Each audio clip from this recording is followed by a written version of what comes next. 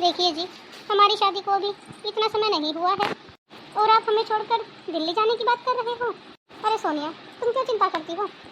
Office के काम से ही तो जा रहा हूँ। हफ्ते भर का ही तो काम है। मैं जल्दी से जल्दी ख़त्म करके वापस आ जाऊँगा। लेकिन यहाँ मेरा मन कैसे लगेगा?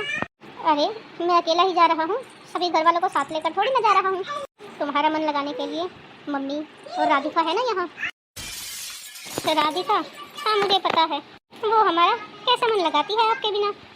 अभी तक आप अपने घर वालों को समझ नहीं पाए हो। देखो सुनो, तुम्हें चिंता करने की कोई ज़रूरत नहीं है।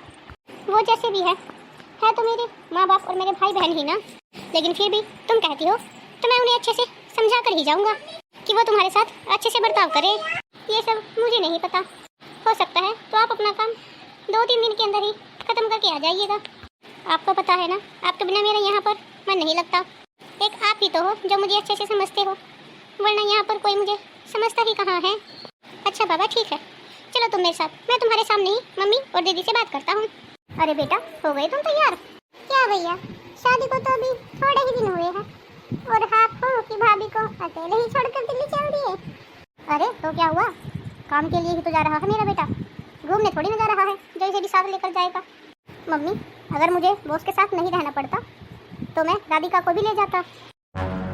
लेकिन मेरी प्रॉब्लम ही यही है कि मुझे बॉस के साथ रूम शेयर करना पड़ेगा और वहाँ मैं राधिका को नहीं लेकर जा सकता। अरे तू क्यों चिंता करता है, हम सब हैं ना यहाँ। हाँ माँ, तभी तो मैं बेफिक्र होकर जा रहा हूँ। राधिका, अपनी भाभी का अच्छे से ध्यान रखना, मुझे शिकायत का मौका नहीं मिलना चाहिए। अरे क्यों चिंता करते हो भैया, भाभी कोई छोटी बच्ची थोड़ी ना है कि उन्हें हर समय किसी न किसी के सहारे की जरूरत पड़ेगी। अच्छा सोनिया, मैं चलता हूँ, तुम ध्यान रखना अपना। ठीक है जी, मैं अपना ध्यान रखूंगी। अब यहाँ खड़ी खड़ी क्या हमारा मुंह देखती रहेगी, या जब तक तेरा पति नहीं आ जाता ऐसे मुंह फुलाकर फिरती रहेगी पूरे घर में? पूरे घर का काम कौन करेगा? तेरा बाप करेगा क्या? अरे बड़ी बेशरम हो, अभी भी यहीं पर ही खड़ी हो। लगता है तुम्हें माँ ने क्या कहा मैं नहीं दिया ये सब। जाओ जाकर घर के काम निपटा लो। और हाँ, मुझे भूख लग रही है, मुझे नाश्ते में नूडल खाने हैं, तो मेरे लिए नूडल ही बना देना। और मेरे लिए ये सब मत बनाना, मुझे दाल खिचड़ी खानी है तो मेरे लिए दाल खिचड़ी ही बनाना। ठीक है माँ जी, जैसा आप सब बोलते हैं मैं वैसा बना देती हूँ। देखा माँ तुमने, भैया के जाते ही शक्ल पर 12 बजा लिया है इसने तो। अरे बेटा क्या करे, हमारे ये भागे फूटे थे जो हमने अपने बेटे की पसंद से शादी करवा दी अपनी बेटे की। क्या माँ, भैया के लिए तो एक से एक रिश्ता मिल रहा था, लेकिन ना जाने भैया को इस लड़की में क्या दिखाई दिया। हाँ बेटा, इतने ऊंचे ऊंचे घर के रिश्ते मिल रहे थे, लेकिन उसे तो ये गरीब घर की ही पसंद आई है। ना जाने कब तक यूं ही हमारी छाती पर मुंह उधलती रहेगी ये। अरे मम्मी, तो आप भैया को बोलकर इसे और भैया को अलग क्यों नहीं कर देते? वैसे भी हमारा नौकरों वाला कमरा तो खाली ही पड़ा हुआ है, वो वाला पोर्शन इन दोनों के लिए ठीक रहेगा। अरे बेटा, चाहती तो मैं भी यही हूँ कि इसका शक्ल ना ही देखूँ तो ज़्यादा अच्छा रहेगा। मुझे इसकी शक्ल देख देख कर ऐसा लगता है कि मेरी तो उम्र ही घट जा रही है। लेकिन बेटा, मैं कर भी क्या सकती हूँ, इस बुढ़ापे में मुझसे इतना काम भी तो नहीं होता है। कल को तू ससुराल चली जाएगी तो फिर मुझसे अकेले इतना काम हो नहीं पाएगा। जब तक तेरे छोटे भाई की शादी नहीं हो जाती तब तक तो मुझे इसे झेलना ही पड़ेगा। हाँ तो ठीक है ना मम्मी, जल्दी से छोटे भैया के लिए रिश्ता ढूंढना शुरू कर दो। जितना जल्दी रिश्ता ढूंढोगे उतना जल्दी लड़की मिल जाएगी और फिर शादी भी कर देना जल्दी से कम इससे तो पीछा छूटे हमारा। और हाँ मम्मी, ध्यान रहे, इस बार पसंद आपकी चलनी चाहिए लड़की के मामले में, कहीं कल को छोटे वाला भी अपनी ही पसंद की ना चलाए। ये लीजिए आपके लिए नूडल। हे भगवान, भाभी क्या आपको इतनी भी अकल नहीं है कि एक बार में इतना सारा खाना नहीं लेकर आते? नजर लगाओगे क्या मुझे और मेरे खाने को? क्या बात है सुमन बहू, क्या तरीका है ये खाना लाने का? इतना खाना भी कोई एकदम से लेकर आता है क्या? या तुम्हें काम करने में इतना आलकस आता है कि अगर तुमसे दोबारा मांग लिया तो तुमसे हिलाया नहीं जाएगा? इसे थोड़ा सा कम करके मेरी मूंग दाल खिचड़ी क्यों नहीं ले आई तुम? माँ जी, आपकी मूंग दाल खिचड़ी अभी गैस पर ही रखी हुई है, मैं बस ये रख कर चली जाती हूँ, फिर ले आऊंगी। हाँ हाँ, बहाना चाहिए होता है तुम्हें तो बात सुनाने का। ना जाने किस मनुष्य घड़ी में भैया ने से शादी की थी। अच्छा मम्मी देखो, मुझे अपने दोस्तों के साथ बाहर जाना है, इसीलिए मैंने अपने लिए कुछ खाना नहीं बनवाया। मैं ये नूडल खाकर अपने फ्रेंड्स के साथ बाहर जा रही हूँ। तुम अपना ध्यान रखना, तुम्हारे घुटनों में दर्द होता है तो सीढ़ियाँ जरा आराम से ही चढ़ना, मैं शाम तक लौट आऊँगी। ठीक है बेटा, तू आराम से जाना। मम्मी मैं जा तो रही हूँ, लेकिन तुम अपना ध्यान रखना पीछे से। पता नहीं ये सुमन क्या करने लग गई है। हाँ जी, ये रही आपकी मूंग दाल की खिचड़ी। यहाँ सोफे पर रख दे, मैं खा लूँगी। ठीक है माँ जी। माँ जी, मैं अपने कमरे में जा रही हूँ। अगर आपको कुछ चाहिए तो आवाज़ लगा लेना, लेकिन सीढ़ियों से मत उतर के आना, क्योंकि आपके पैरों में दर्द होता है। अगर कहीं फिसल गए तो दिक्कत हो जाएगी। मुझे ज़्यादा भाषण मत दे। मुझे क्या करना है और क्या नहीं करना है ये मुझे अच्छे से पता है। तू जाकर अपना काम कर ले, मेरे सामने ज़्यादा जुबान मत चलाया कर। किसी ने ठीक ही कहा है, किसी के लिए कितना ही कर लो, लेकिन ससुराल कभी अपना नहीं होता। पता नहीं सूरज जी कब लौटेंगे दिल्ली से।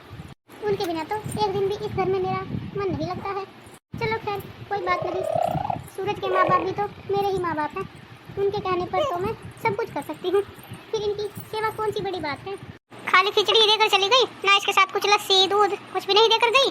लगता है भूल गई होगी। चलो कोई नहीं, मैं ही लेकर आती हूँ, लेकिन उससे पहले इसे कमरे में बता कर तो आऊँ। मैं तो गिर गई रे। अरे अरे क्या हुआ माँ जी, आप गिर कैसे गए? हे भगवान, कितनी चोट लग गई होगी आपको। उठिए माँ जी उठिए, मैं आपको उठाती हूँ। मैं भी डॉक्टर को बुलाती हूँ। अरे तो मेरी बेटी को फोन कर दे, वो आ जाएगी। ठीक है माँ जी, मैं भी करती हूँ फोन। हेलो राधिका दीदी, आप जल्दी से घर आ जाइए। क्या हुआ भाभी, ऐसी भी क्या बात है? राधिका दीदी मम्मी सीढ़ियों से गिर गई है, उन्हें चोट लग गई है। तो भाभी आप डॉक्टर के पास फोन करिए ना, मुझे क्यों बता रही हो आप? देखो मैं नहीं आ पाऊंगी, आप डॉक्टर को बुला लो और मम्मा को दवाई वगैरह दिलवा देना, और उनका खाने पीने का अच्छे से ध्यान रखना। मैं 2-4 घंटे में आ जाऊंगी। ऐसे पार्टी बीच में छोड़ के आना अच्छा नहीं लगता। माँ के पास तो तुम हो ना उसका ध्यान रखने के लिए। ठीक है दीदी, जैसा आप कहती है मैं डॉक्टर को बुला लेती हूँ।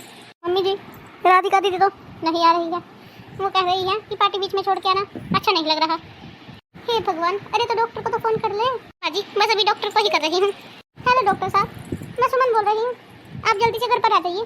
मेरी सासू माँ सीढ़ियों से गिर गई है, उन्हें बहुत चोटें आई हैं। डॉक्टर साहब बस आते ही होंगे।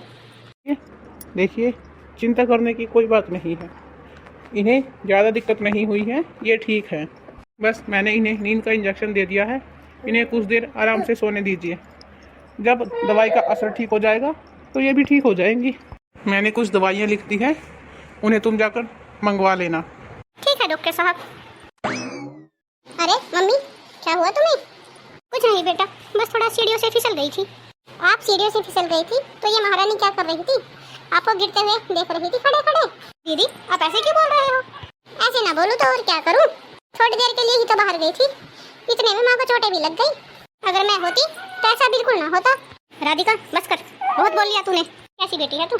तेरी माँ सीढ़ियों से गिर गई और उसे चोट लग गई, लेकिन तू अपनी पार्टी छोड़कर नहीं आ सकती और बहू से उम्मीद करती है कि वो तेरी माँ की हर चीज़ का ध्यान रखे। अरे तुझे अकल वकल है या नहीं? तुझे तो अपनी माँ से ज़्यादा अपनी पार्टी की पड़ी थी। मम्मी ये तुम कैसी बातें कर रही हो? तुम अपनी बहू के सामने मुझे नीचा दिखा रही हो। तो क्या करूं, ऐसी बेटी भी किस काम की जो अपनी माँ के जरूरत पड़े पर काम ना सके। तुझसे अच्छी तो मेरी ये बहू है, इसने मुझे सीढ़े से उठाकर यहाँ तक लेकर आई और डॉक्टर को बुलाकर मुझे दवाई वगैरह दिलवाई। और तू अपनी एक पार्टी छोड़कर नहीं आ सके बीच में, लेकिन मेरी बहू ने सारा काम छोड़कर सबसे पहले मुझे संभाला है। तुझ जैसी बेटी होने से तो एक ऐसी बहू होना अच्छी है।